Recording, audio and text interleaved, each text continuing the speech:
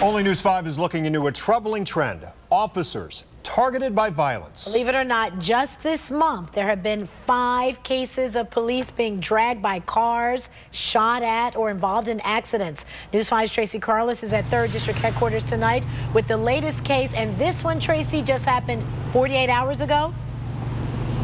Yeah, Danita and Rob, in this most recent case, the officers were responding to a call for shots fired into a house when all of a sudden the bullets started flying towards them.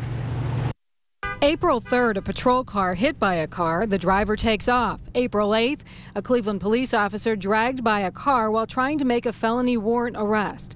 April 10th, officers assigned to a specialized unit were shot at by a passing vehicle. The very next day, a patrol car police said was intentionally hit by a suspect trying to take off. Then Saturday night, 4 officers responding to a call for shots fired into a house found themselves under fire. The same van wanted in connection for the original crime returned, this time opening fire on the officers, causing them to hit the ground. It's crazy out there. George Burris has been in the law enforcement business for more than 50 years. Off the street, now helping to protect the federal courthouse. He told me when he was in a police car, things were different. The mobile patrol versus the foot patrol, that's been a big difference too, because you just don't have the capacity to put officers on and know the neighborhoods like they used to be able to in the 70s and 80s. A lot of the officers in the 70s and 80s, they knew every merchant. They would do walkthroughs. They'd be welcomed. Several police sources told me today that is just not the case, and there is clearly a lack of respect. The only thing that stands between evil people and the rest of us is that thin blue line. State Representative Tom Patton comes from a family of police officers, his brother, father, son, 4 nephews. I read a report that said a police officer has between 0.8 of a second and 1.2 of a second to make an instant decision whether he should do something or not.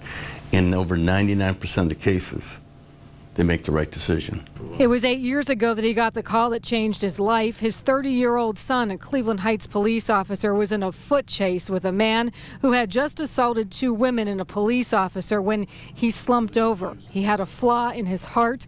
That man got 4 years for involuntary manslaughter. I got the life sentence. I lost my son for life. His daughter, who was 7 months old, is making her first communion in a couple weeks. She's 8 years old now, and he won't see that. You know, he doesn't go to the father-daughter dance.